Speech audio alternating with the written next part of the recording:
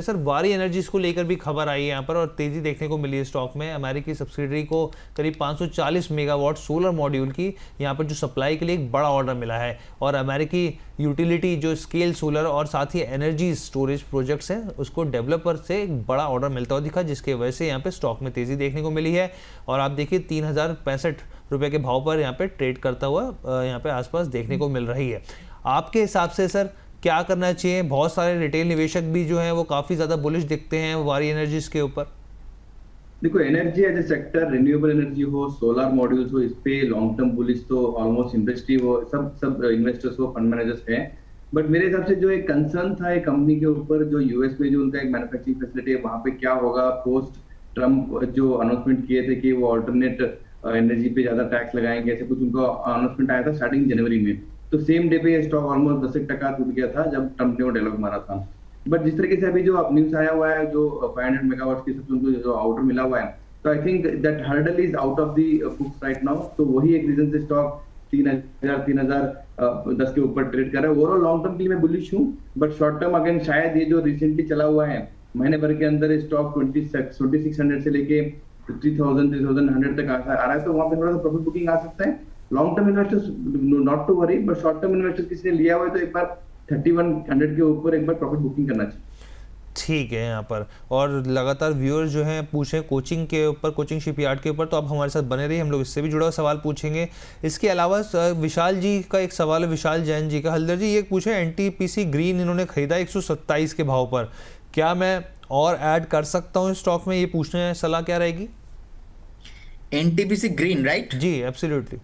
देखिए, NTPC green के साथ सर प्रॉब्लम है कि बहुत टाइम से ना 130 के ऊपर क्लोजिंग नहीं हो रहा है। इनफैक्ट लास्ट 6 महीने से मैं बोल रहा हूँ, जिस दिन स्टॉक 130 के ऊपर क्लोजिंग होगा उसके बाद यहाँ पे मोमेंटम आने वाला है। सो अभी भी देखिए 106 107 के आसपास चल रहा है। देखिए, मैं यहाँ पे अभी बाई नहीं करूंगा क्योंकि मुझे अभी भी डाउट है स्टॉक कब तक ये कंसोलिडेशन जोन पे रहेगा। हो सकता है कि नेक्स्ट और भी 4 महीना रहे, 8 महीना रहे। तो मैं इसीलिए, कंपनी नो डाउट बढ़िया है, थीम भी जबरदस्त है, चलेगा भी, लेकिन द कंसर्न इज कब चलेगा, वो दो महीना बाद या 6 महीना बाद।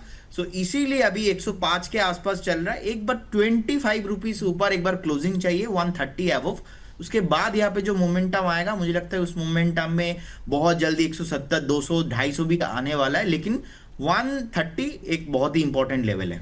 130 बहुत ही इंपॉर्टेंट लेवल है। अब सर क्योंकि बहुत सारे निवेशकों की जो पोजीशन है वो टाटा मोटर्स के ऊपर भी है, और लगातार हम लोग देख रहे हैं इसमें सुस्ती देखने को मिल रही है। एक साल से लगातार दबाव देखने को मिल रहा है। इसका 52 वीक हाई 1169 के आसपास है, 1179 के आसपास। कंपनी वापस इलेक्ट्रिक व्हीकल स्पेस में अपना 50% मार्केट शेयर हासिल करने का प्लान बना रही है यहाँ पे। और टाटा मोटर्स की ईवी के पोर्टफोलियो में हम लोग देख रहे हैं नेक्सन ईवी हो, पंच ईवी हो, टियागो हो, तमाम तरह के। और मैनेजमेंट ने ये भी कहा है कि बहुत जल्द वो नए मॉडल्स भी पाइपलाइन में लाते हुए दिखेंगे। तो तापसे सर, प्रशांत तापसे सर, मेरा आपसे सवाल ये है कि अभी क्या सलाह रहनी चाहिए टाटा मोटर्स को लेकर, और ख़ास तौर पे ऐसे समय में जब यहाँ पर डील होती हुई, अब देखना होगा कि किस तरीके के समीकरण बनते हुए दिखते हैं यहाँ पर अमेरिका के साथ ट्रेड डील को लेकर। और ख़ास तौर पे यहाँ पर इस तरह के आकलन भी, तरह की रिपोर्ट्स आ रही हैं कि जो दबाव देखने को FY26 के लिए ऑटो सेक्टर पर देखने को मिल सकता है।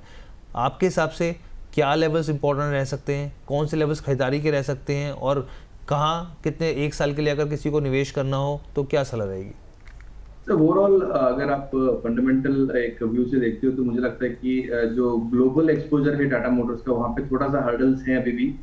यूरोपियन मार्केट्स में हो, चाइना मार्केट्स में हो, वहाँ पे सेल्स का अभी भी प्रेशर चल रहा है। बट मुझे लगता है कि प्राइस में वो सब चीजें डिस्काउंट हो चुकी हैं, और high competition in India.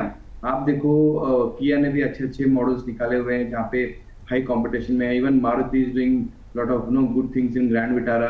Tata Motors ने भी अच्छे अच्छे मॉडल्स निकाले, बट अगेन मुझे लगता है कि something is missing in terms of high growth या डिजाइन में टाटा मोटर्स में। But again fundamentally valuation wise मुझे बहुत कंफर्टेबल हूँ। Down side is very limited. अगर किसी को खरीदना है स्टॉक लॉन्ग टर्म के हिसाब से 650 660 ये रेंज में अगर कोई भी रीजन से स्टॉक आता है, शायद Q1 के अर्निंग्स खराब हो, या यूएस के ट्रम्प के कुछ टैक्सेशन के कुछ इशू हो ऑटोमोबाइल इंडस्ट्रीज पे, या चाइना में कुछ उसको प्रेशर मिले in terms of JLR sale से, कोई भी रीजन से अगर स्टॉक यहाँ से 20-25 रुपए नीचे आता है तो वहां से एक राइट लेवल रहेगा फ्रेश बाइंग करने के लिए।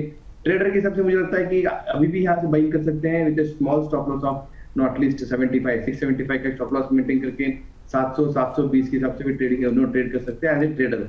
As a investor wait for 650 660 660 that would be a great point to know by on a technical basis for a long term investor।